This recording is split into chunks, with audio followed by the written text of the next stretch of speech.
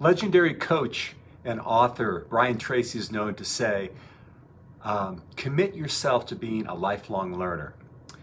The most valuable asset you have in your life is your mind and what you put into it. I also think that Brian Tracy would agree with one of my other favorite sayings, which is, you're never too old to learn and you're never too young to teach.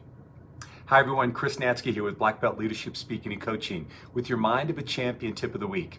And stay tuned until the end of this video so you can learn about a unique opportunity to continue to grow and expand in your life and in your business.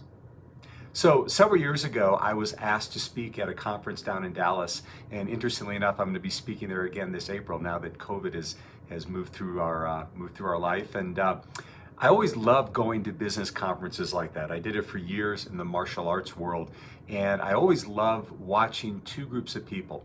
Number one, I love watching new people, new business owners, and they're there hearing speakers speak and share their wisdom, and they're taking copious notes, and you can just see the wheels spinning, the gears spinning in their mind, and they're in this place of growth and expansion. I always love watching these new people because you can see how enthusiastic they are about wanting to learn, grow, and expand.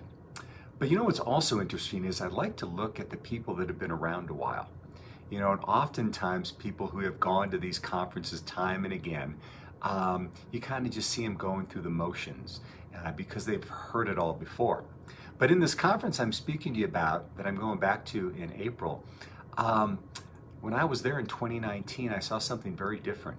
About 2 seats down from me during the main session was one of the leaders in the organization. Now, this was a gentleman who had made multi-millions of dollars in real estate sales, and he was one of the leaders of the organization. And quite honestly, everything that he was hearing from the speakers on stage, he probably knew as well, if not better.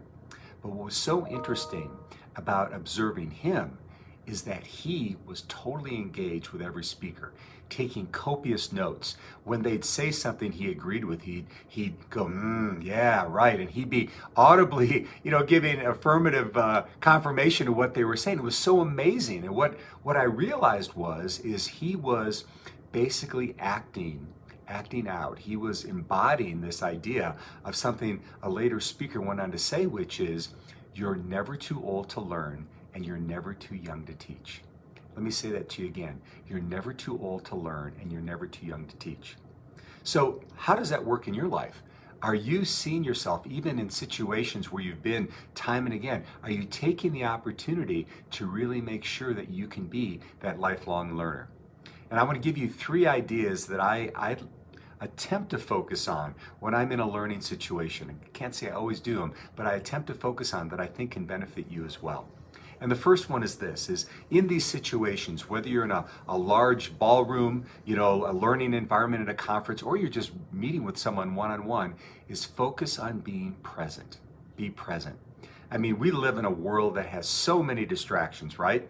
Even in this conference I'm talking about, I know there were times I was looking at my cell phone, not necessarily because I needed to, but because it was some sort of a weird habit I developed, almost like Pavlov's dog. I hear a bell and my mouth starts to water. It's like, oh, what's on my phone? And so being present allows us to see things in a different way. It also allows us to connect so much better with the people we're with.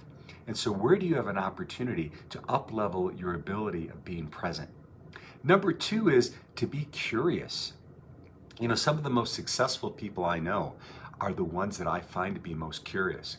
When I'm in conversations with them, they're asking about me, what I'm up to, what I've learned, how I do certain things. It's like they're this sponge, and they're just, it's like they say, it's better to be interested than interesting when you're in a conversation with someone.